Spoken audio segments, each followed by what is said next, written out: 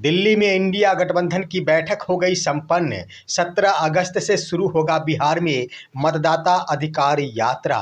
SIR के मुद्दे पर तेजस्वी यादव चुप नहीं बैठेंगे।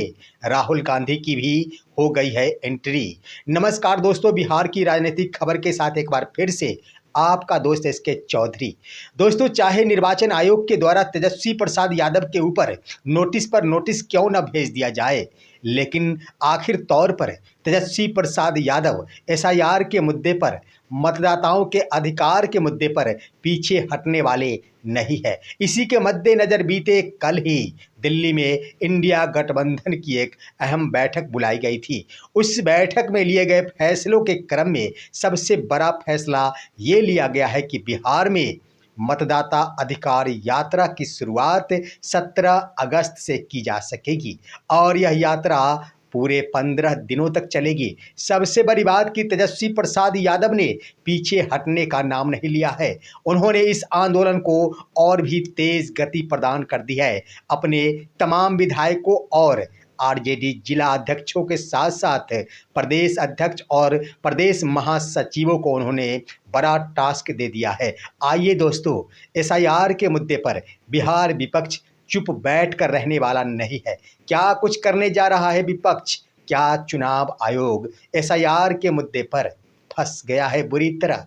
इस पर हम विस्तार पूर्वक चर्चा करते हैं, लेकिन इससे पहले अगर आपने अभी तक हमारे इस चैनल शौर्या हिंदी न्यूज़ को सब्सक्राइब नहीं किए हैं तो कृपया अभी सब्सक्राइब कर लेंगे। दोस्तों, एसआईआर का यह मुद्दा बिहार का मुद्दा है और भले ही केंद्र सरकार को यह आभास तक नहीं हुआ था कि बिहार में मतदाता सूची पुनरीक्षण का यह कार्य काफ़ी महंगा पड़ेगा।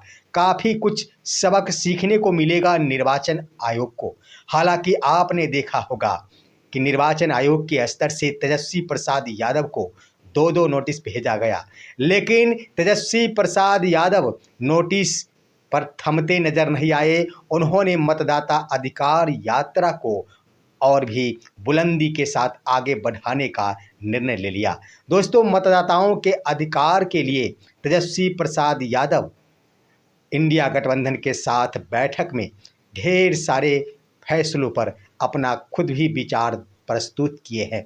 सबसे पहले हम आपको चर्चा कर दें कि तेजस्वी प्रसाद यादव जब दिल्ली रवाना हो रहे थे इंडिया गठबंधन की बैठक के लिए, उससे पहले ही उन्होंने अपने आरजेडी नेताओं के साथ ऑनलाइन माध्यम से मीटिंग बुलाई और उन्होंने अपने तमाम विधायकों, जिला अध्यक्षों, प्रदेश अध्यक्ष के साथ साथ प्रदेश महासचिव और अन्य नेताओं को बड़ा टास्क दे दिया।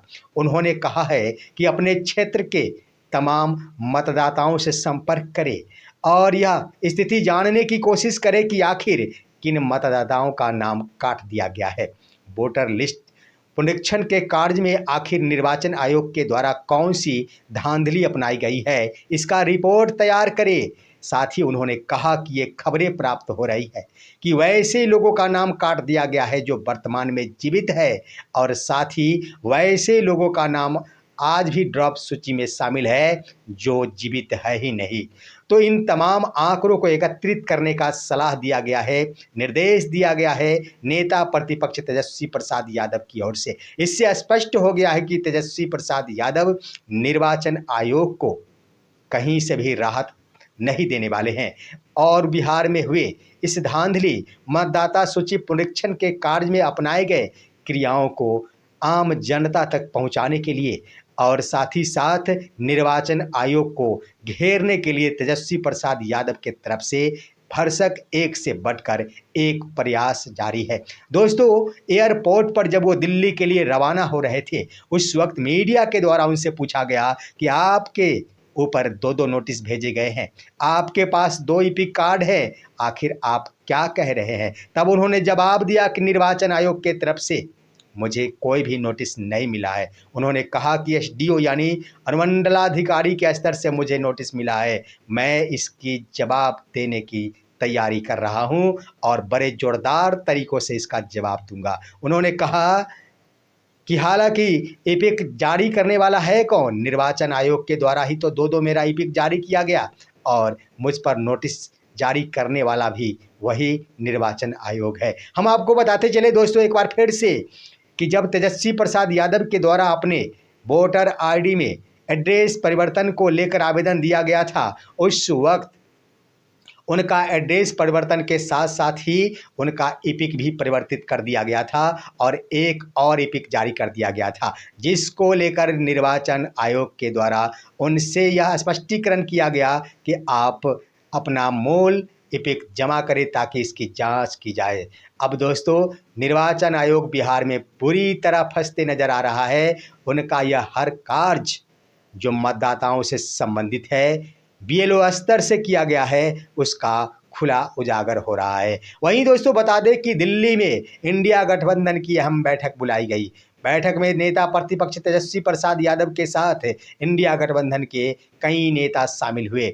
सबसे अहम फैसला लिया गया कि बिहार में 17 अगस्त 2025 से मतदाता अधिकार यात्रा का प्रारंभ किया जा सकेगा और इस यात्रा के नायक होंगे कांग्रेस के लीडर यानी पूर्व राष्ट्रीय अध्यक्ष राहुल गांधी।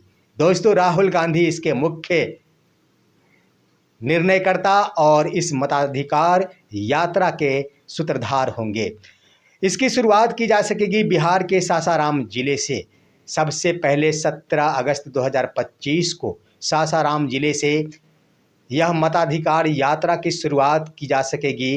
राहुल गांधी इसकी शुरुआत करेंगे और पूरे बिहार भर के अन्य जिलों में जा जाकर 15 दिनों तक बिहार के मतदाताओं को इन बातों से, इन मुद्दों से रूबरू कराया जाएगा कि आखिर बिहार के मतदाताओं का मताधिकार छीनने का प्रयास किया जा रहा है निर्वाचन आयोग के द्वारा। दोस्तों, कहा गया है इसके संबंध में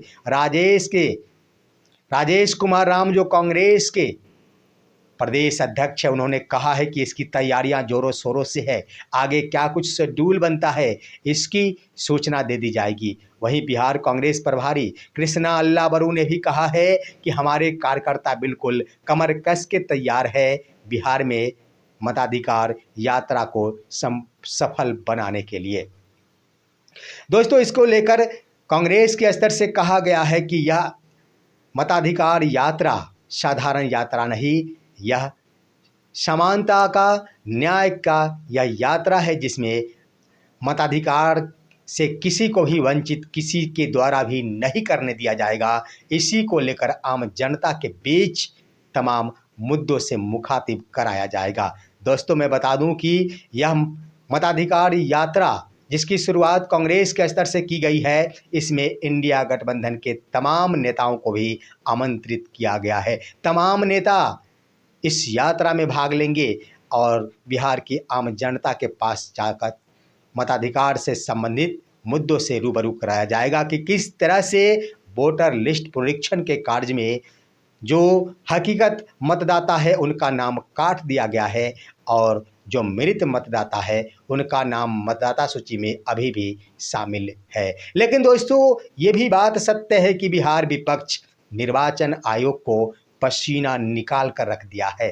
पानी पी पी कर निर्वाचन आयोग के कर्मी इस कार्य को आगे बढ़ा रहे हैं। एक तरफ सुप्रीम कोर्ट के स्तर से उनके ऊपर बड़ा शिकंजा कसा जा रहा है, तो दूसरी तरफ बिहार विपक्ष किसी भी मुद्दे पर, किसी भी बिंदु पर निर्वाचन आयोग को मतदाता सूची पुनरीक्षण के कार्य पर बकसने को राजी नहीं है। आपका क्या राय है? अपनी राय कमेंट के माध्यम से दीजिए। हमारे इस वीडियो को ज़्यादा से ज़्यादा शेयर कीजिए दोस्तों, क्योंकि बिहार में SIR मुद्दे यानी मतदाता सूची पुनरीक्षण के कार्य पर बने वीडियो को दबाया जाता है। इसलिए दोस्तों, आपसे गुजारिश होगा कि आप इसे शेयर जरूर करेंगे। और अब दीजिए अपने दोस्त को इजाज़त। हम फिर मिलेंगे आपसे अगले वीडियो में, तब तक के लिए नमस्कार।